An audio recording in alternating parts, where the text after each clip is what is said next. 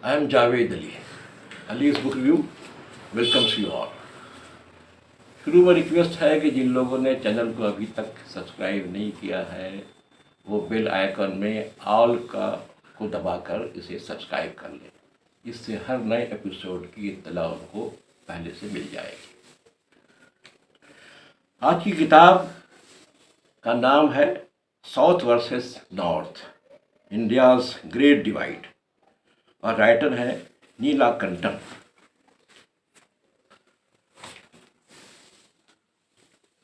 नीलाकंठन तालीम से इंजीनियर है और पेशे से डाटा साइंटिस्ट।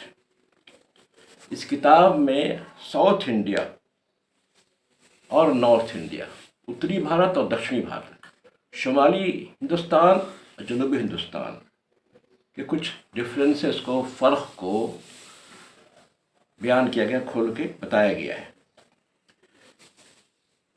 ये किताब जो है 3 हिस्सों में है, डिवाइड है। पहले हिस्से में भारत के जो मुख्तलिफ स्टेट्स हैं, रियासतें हैं, उनके डाटा या आदद व शुमार या आंकड़ों की रोशनी में कुछ चीज़ों का जायज़ा लिया गया है और ये बताया गया है कि डिफरेंट स्टेट्स में क्या फ़र्क है, क्या डिफरेंस है। दूसरे पार्ट में ये बताया गया है कि साउथ इंडिया को या अमीर जो रियासतें हैं उनको क्या ख़तरा महसूस हो रहा है, आगे क्या होगा, क्योंकि उनकी बार्गेनिंग पावर घट रही है, उनकी आबादी कम हो रही है, तो उनको कुछ खतरात हैं। थर्ड इसमें पार्ट में कुछ इलाज बताया गया है कि अल्टरनेटिव्स क्या हैं, कैसा यहाँ की गवर्नमेंट होनी चाहिए, कैसी होनी चाहिए। आज के हम एपिसोड में पहले हिस्से पर ही बात करेंगे। इसके लिए नॉर्थ और साउथ के कंपैरिजन को लेने के लिए कुछ पैरामीटर्स चुने गए, 3 पैरामीटर्स चुने गए। एक पैरामीटर में हेल्थ है, सेहत, और दूसरे में एजुकेशन है, और तीसरे में इकोनॉमी है। इसमें बहुत से चार्ट्स दिए हुए हैं, बहुत से टेबल्स हैं, 40 से ज़्यादा इसमें टेबल्स हैं। कुछ टेबल्स हम दिखाएंगे आपको स्क्रीन पर, और बहुत सारे चार्ट्स हैं। किताब के मुताबिक आज़ादी के वक्त दक्षिणी या जनूबी और शुमाली या उत्तरी रियासतों के दरमियान कुछ ज़्यादा फ़र्क नहीं था भारत के, लेकिन आज उनके दरमियान काफ़ी फ़र्क महसूस होता है। उत्तरी भारत जो है या शुमाली स्टेट्स जो है वो सब सहारा अफ्रीका एक रीजन है, वहाँ की तरह से वो उस कैटेगरी में आ रहे हैं जो गरीब कहलाते हैं। और साउथ इंडिया के जो रियासतें हैं, जिसको OECD कहते हैं, organisation of economic cooperation and development, ये अमीर मुल्कों की तंजीम है, ऑर्गेनाइजेशन है, उसके करीब कहलाते हैं, जो खुशहाल होती हैं आमतौर से। अब हम एक एक पैरामीटर्स को लेते हैं। फर्स्ट है सेहत या कंपैरिजन ऑफ हेल्थ। किसी समाज की तरक्की के लिए सेहत या हेल्थ एक बुनियादी शर्त है, कंडीशन है। मुख्तलिफ रियासतों से मुतल्लिक, डिफरेंट रियासतों से मुतल्लिक सेहत या हेल्थ से मुतल्लिक मालूमात के लिए कुछ स्टैंडर्ड चुने गए। वो स्टैंडर्ड वो हैं जो आम तौर से सारी दुनिया में उसको माना जाता है। ये जो स्टैंडर्ड है, पहला है लाइफ एक्सपेक्टेंसी एट बर्थ।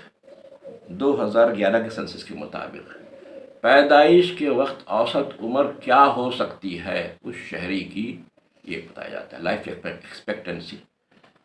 दूसरा लिया गया है IMR in India, infant mortality rate. Infant mortality rate इसको हम कहते हैं कि पैदा होने के 1 साल के अंदर कितने बच्चों की डेथ या वफ़ात हुई है, और उससे अंदाज़ा किया जाता है क्या सूरत हाल सेहत की है। 1000 बच्चों का, यानी 1000 बच्चे जो पैदा होते हैं उसमें कितने लोग ज़िंदा रहते हैं, कितने लोग ख़त्म हो जाते हैं। दूसरा है U5MR, यानी अंडर 5 मॉर्टेलिटी रेट, 5 साल के अंदर कितने बच्चे ख़त्म होते हैं। ہر ریاست کے الگ الگ فگر ہیں، پورے ملک کا ایک ایوریج ہے۔ چوتھا MMR، میٹرنل مورٹلٹی ریشیو۔ اس میں بتایا جاتا ہے کہ ماں کی پیدائش کے وقت ماں کی جو موت کتنی ہوتی ہے، اس کا اندازہ کیا جاتا ہے۔ 1,00,000 لائف برتھ میں کتنی عورتیں، کتنی مائیں ختم ہو جاتی ہیں۔ تو یہ 4 اسٹینڈرڈ کو لے کے اب ہم بات کریں گے۔ متوقع عمر یا لائف ایکسپیکٹنسی ایٹ برتھ 2011 کے سینسس کے مطابق، ہم ٹیبل اسکرین پر دکھا رہے ہیں، جس میں تمام ریاستوں کے فگر ہیں۔ کیرلا کی جو متوقع اوسط عمر ہے، لائف ایکسپیکٹنسی ہے، وہ 75 ایئرس ہے، جبکہ UP کی جو عمر ہے وہ 64 سال ہے۔ گویا کہ کیرلا کا انسان 11 سال زیادہ زندہ رہنے کی توقع ہے UP کے مقابلے میں۔ اس سے صحت کے اور سروسز کیا، ہیلتھ کی کیا پوزیشن ہے، اس کا پتہ چلتا ہے۔ مختلف ریاستوں کے الگ الگ فگرز ہیں جو آپ دیکھ سکتے ہیں۔ دوسرا ہے IMR، جس میں انفینٹ مورٹلٹی ریٹ بتایا جاتا ہے، 1,000 بچوں میں کتنی اموات، سال میں کتنی اموات ہوگی، پیدائش کی 1 سال کے اندر کتنے بچوں کی موت ہوئی۔ بھارت میں 2018 میں یہ تعداد 32 تھی ایوریج۔ اس سے یہ کینیا، ایریٹریا، سینیگال، یہ افریقہ کے کنٹریز ہیں، اس کے قطار میں، اس کے لسٹ، اس میں پنکتی میں آ جاتا ہے، لسٹ لائن میں آ جاتا ہے۔ لیکن پورے بھارت کے فگر سے کو الگ الگ دیکھنے سے یہ غلط فہمی ختم ہو جاتی ہے، کیونکہ اسٹیٹس کی صورتحال الگ الگ ہے۔ 2018 میں کیرلا میں یہ تعداد 7 تھی، 1,000 لائف برتھ میں 7 بچے ختم ہوتے 2018 میں، اور جبکہ امریکہ میں تعداد 6 تھی۔ تمل ناڈو میں یہ جو نمبرز ہیں وہ 15، اور MP میں یہ تعداد جو ہے 48 ہے۔ یہی نمبر افغانستان اور نائجر کا ہے۔ تو آپ دیکھیں کیا فرق محسوس ہو رہا ہے۔ تیسرا جو ہے انڈر 5 مورٹلٹی ریٹ، 5 سال کے اندر کتنے بچے ختم ہو جاتے ہیں۔ 2015-16 کی نیتی آیوگ کا فگر ہے، یہ ہم کو جو لیٹسٹ فگر ان کو ملا ہے انہوں نے وہ لیا ہے۔ کیرلا میں 9، تمل ناڈو میں 17، جبکہ اتر پردیش میں 44۔ چارٹ آپ دیکھ سکتے ہیں۔ MMR، میٹرنل مورٹلٹی ریٹ ریشیو، 1,00,000 خواتین کے بچے کے پیدا ہونے کے بعد موت کتنی ہوتی ہے 1,00,000 میں، اس سے اندازہ لگاتے ہیں۔ کیرلا میں یہ تعداد جو ہے 5 ہے، کیرلا میں یہ تعداد 42 ہے، اور تمل ناڈو میں 63 ہے، جبکہ UP میں یہ فگر جو ہے 216 کا ہے، 216، اور بہار میں 165 یا 165 ہے۔ ویسٹ بنگال میں 94 ہے۔ اور افسوس کی بات یہ ہے کہ 2017 کی ایک رینکنگ میں بھارت 130 مقام پر تھا، پاکستان سے بھی پیچھے۔ یہ IMR، USMR، MMR، اس کو کم کرنے کے لیے انسٹیٹیوشنل ڈیلیوریز، یعنی ہاسپٹلس میں بچوں کی پیدائش ہو، اس کا انتظام کیا گیا ہے۔ اس میں انہوں نے آگے بتایا ہے کہ کتنے ہاسپٹلس ہیں جہاں یہ سہولت ہے، اور کیا سہولت ہے، بیڈس کتنے ہیں، نرسز کتنے ہیں، ڈاکٹر کتنے ہیں۔ اس کے علاوہ آنگن باڑی جہاں چھوٹے بچوں کے لیے انتظام کیا جاتا ہے، اور ان کو اس میں بتایا گیا ہے کہ پکا کتنا ہے، اور ویجنگ مشین ہے یا نہیں، اور ساری چیزیں کے بارے میں اس کو ہم نے نہیں دیا ہے۔ اب اس کے بعد ہم آتے ہیں ایجوکیشن پر، تعلیم کی کیا صورتحال ہے۔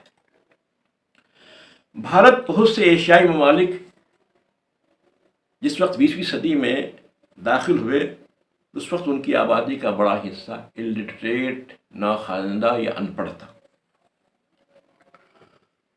اس وقت صرف جاپان جو ہے وہ ایکسیپشن تھا.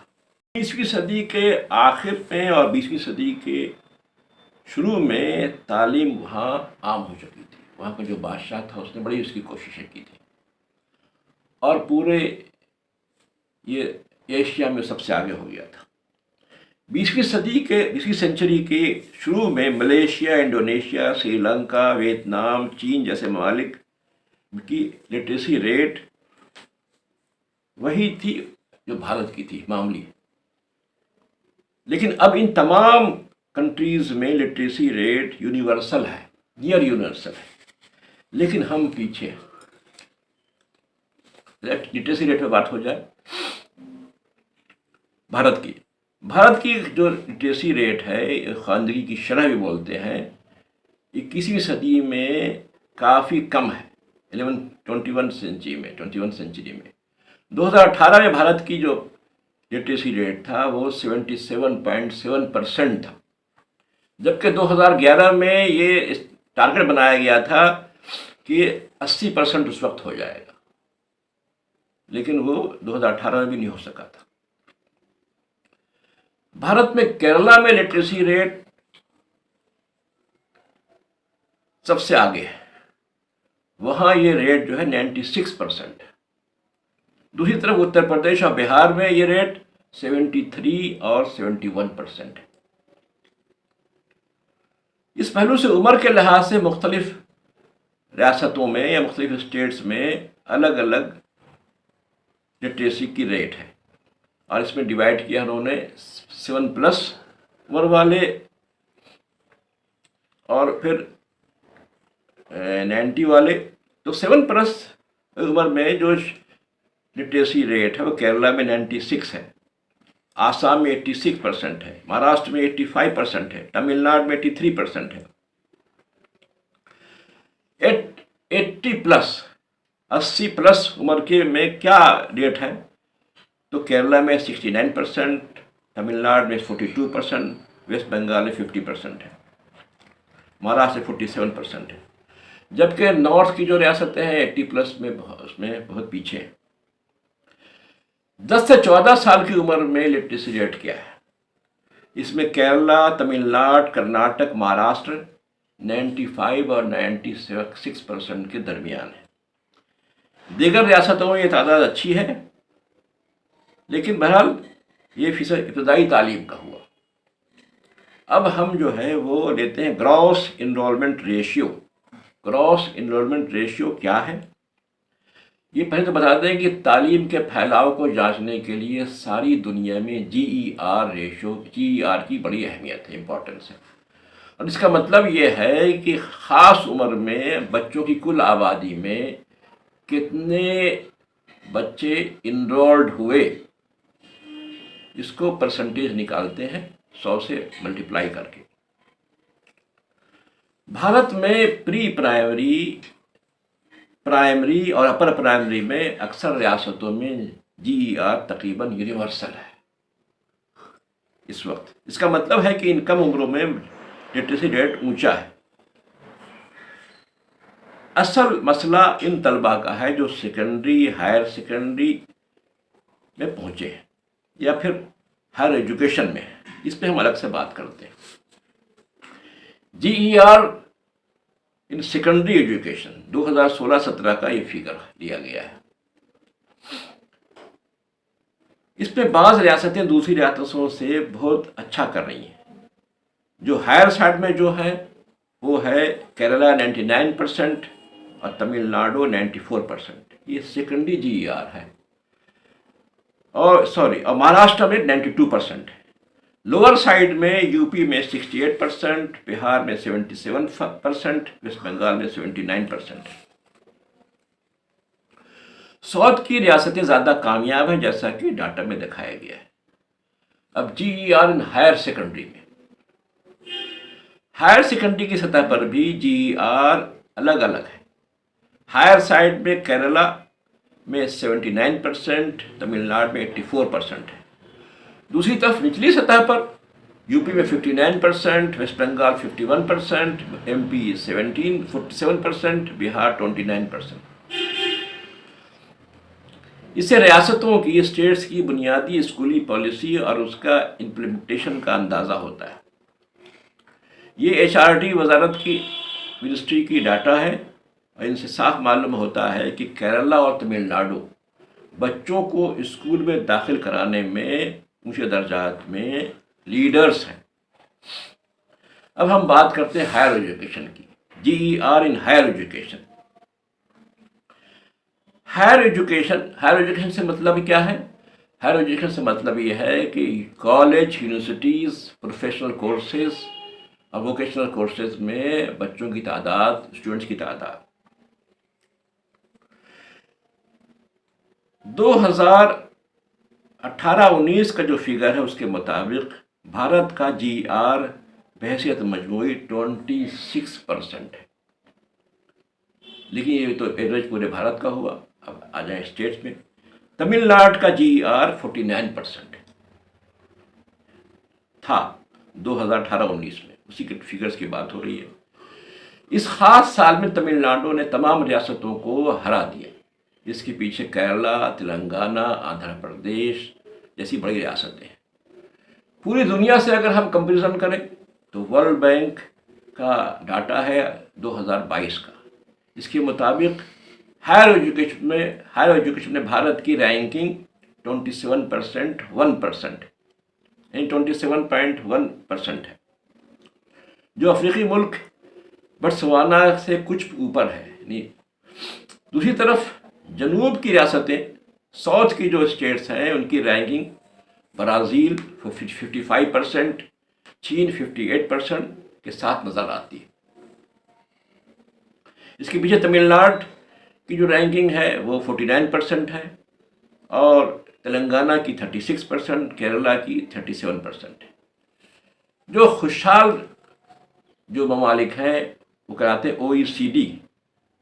OECD جو ہے یہ امیر ملکوں کی تنظیم ہے، organisation of economic cooperation and development. اس کی رینکنگ جو ہے وہ 75% ہے۔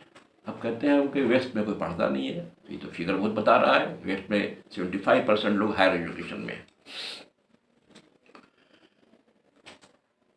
اب اس کے بعد ہم آتے ہیں اکنامی کی طرف۔ ڈفرینٹ اسٹیٹس میں اکنامی کی کیا پوزیشن ہے، معیشت کیسی ہے۔ شروع میں رائٹر نے بتایا ہے کہ بھارت کی اکنامی پر کچھ اس نے بیسک کوشچنس کیے ہیں، سوالات کیے ہیں، پھر اس کا جواب دینے کی کوشش کی ہے۔ ان کا سوال ہے کہ بھارت میں امیر ریاست، ریچ اسٹیٹ کسے کہتے ہیں یا کہیں گے، اور پھر سوال کیا ہے اس نے، امیر ریاستیں امیر کیوں ہیں، غریب اسٹیٹ غریب کیوں ہیں۔ اس کے لیے انہوں نے ایگریکلچر اور اسٹیٹ GDP، مختلف جو فصلیں ہیں، کراپس ہیں، جیسے چاول، گیہوں، مکئی اور گنے کی ایلڈ پر ہیکٹر کتنی پیداوار ہے، اس کو ایلڈ بولتے ہیں۔ پھر اربنائزیشن اور پھر روزانہ کی مزدوری وغیرہ پر ڈاٹا کو یہ انہوں نے کمپائل جو ڈاٹا ہے اس کو کمپیریزن کیا ہے۔ آئیے ہم آتے ہیں پہلے زراعت، ایگریکلچر کی طرف۔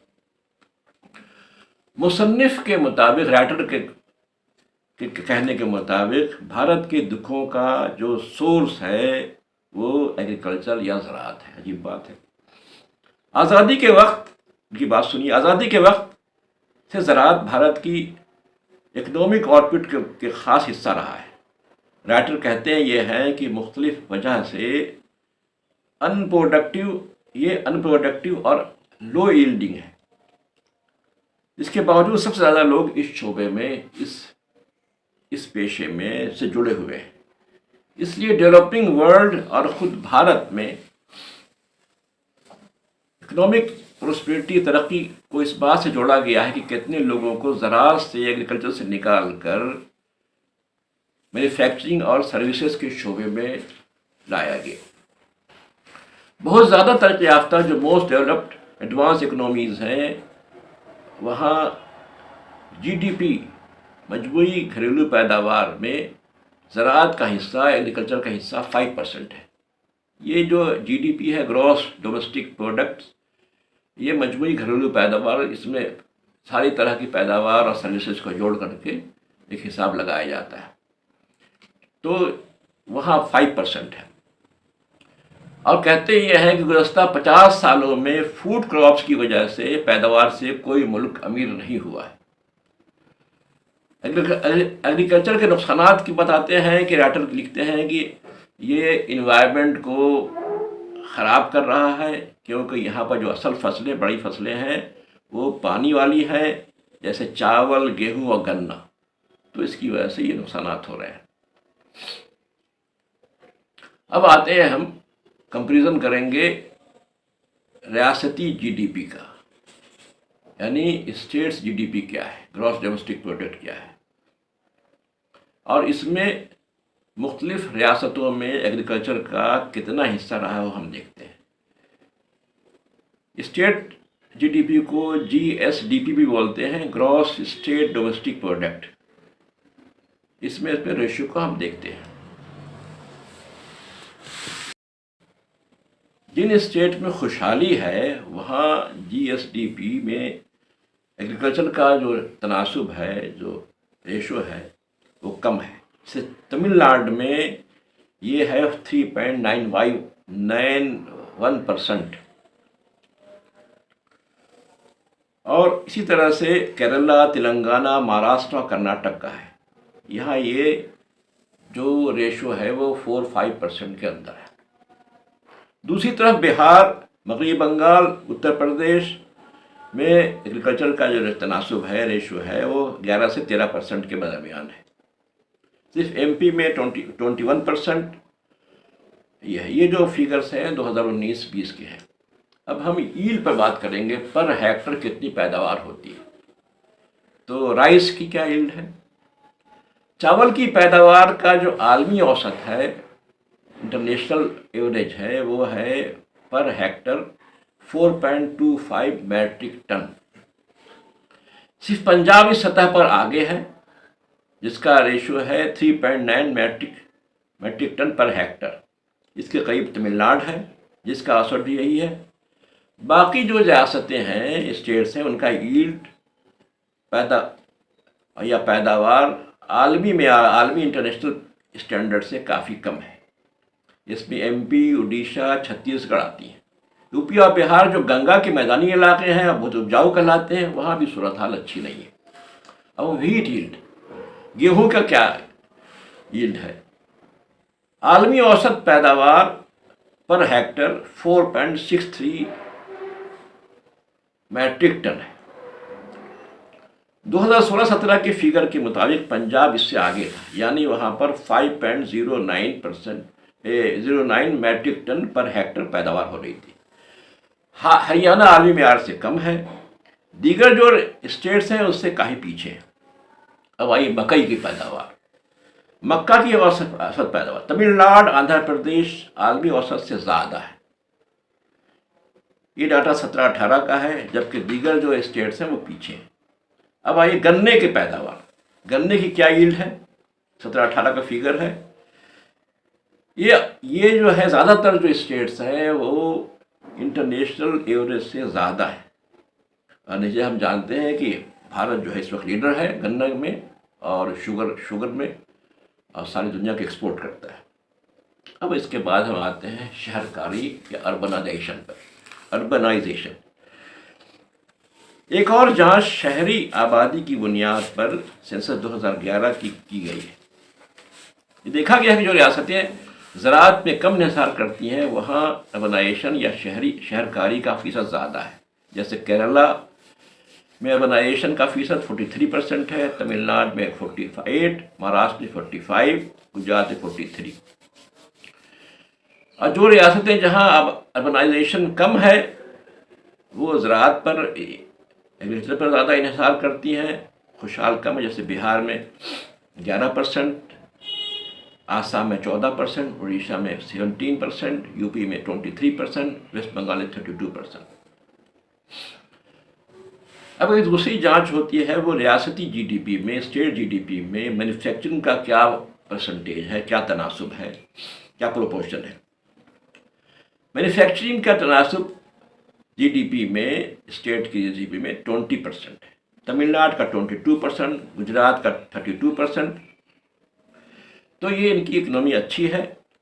حالانکہ کھیتی بھی کافی لوگ وہاں کرتے ہیں، امپلائڈ ہیں. فیکٹریز کے لحاظ سے کتنی فیکٹریز ہیں؟